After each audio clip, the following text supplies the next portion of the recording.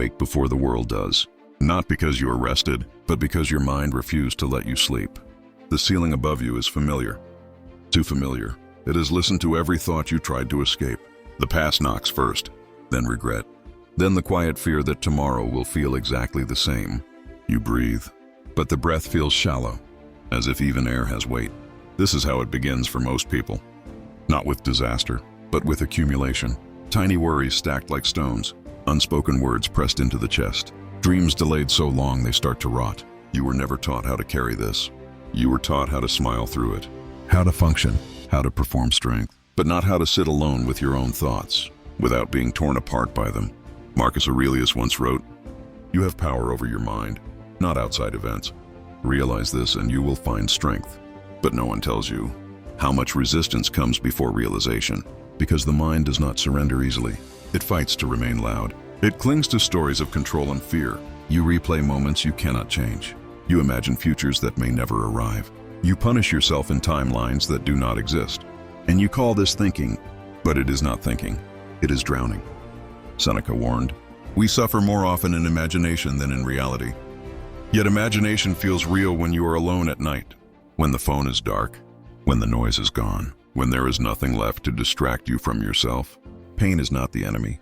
Pain is honest. It arrives without disguise. It says, something matters. The enemy is the endless argument you have with it, the refusal, the resentment, the belief that life should have been kinder by now. You look around and compare. Others seem ahead, happier, lighter. You assume they were spared. You do not see the private wars they survived to stand where they are. Epictetus said, "It's not what happens to you, but how you react to it that matters."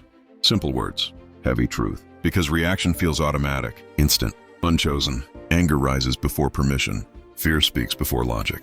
Sadness settles without asking. And yet, between event and response, there is a space. It is small, often missed, but it is there. In that space lives your freedom. Most people never enter it. They rush past. They react. They repeat. You feel insulted, so you become bitter. You feel ignored, so you shrink. You feel uncertain, so you freeze. Years pass this way, not ruined, but unused. You begin to believe this is who you are. An anxious person, an angry person, a broken person. But Stoicism never asked you to deny emotion. It asked you to discipline it, to observe the storm, without becoming the storm. Marcus Aurelius reminded himself, "Do not let the future trouble you. You will meet it if you have to, with the same weapons of reason, which today arm you against the present. You already survived days you thought would destroy you. You already endured nights you begged to end. You already carried pain you never imagined you could hold. Look at you, still here, not untouched, but unbroken. There is strength in that. You have not yet named. You sit with your thoughts now. At first they scream. They demand attention. They accuse. Let them. Do not fight. Do not argue. Do not obey. Watch them like clouds crossing a silent sky. A memory appears, then fades. A fear rises, then dissolves. You begin to notice something strange. You are not the thoughts. You are the one watching them. This realization is quiet, almost disappointing in its simplicity, but it changes everything. Because if you can observe a thought, it is not you. If you can notice an emotion, it does not own you. Epictetus said, "If you are distressed by anything external, the pain is not due to the thing itself, but to your estimate of it. You estimated yourself as weak, as late, as behind. But estimates can be revised. You believed peace would arrive when circumstances improved, when people changed, when success was secured. Stoicism offers a harsher gift, and a freer one. Peace begins when you stop negotiating with reality. This moment is what it is. No more, no less. The body feels tired. The heart feels heavy. The mind feels restless. And still, you remain. You do not need to fix your entire life tonight. You do not need answers to every question. You need one thing only, to act well in the present moment. Not perfectly, just honestly. Seneca wrote, "While we wait for life, life passes. You have waited long enough, not for happiness, but for permission. Permission to begin again without erasing the past. Permission to move forward without certainty. Permission to be a student of life, rather than its judge. You will still feel fear, but fear no longer decides. You will still feel sadness, but sadness will not define you.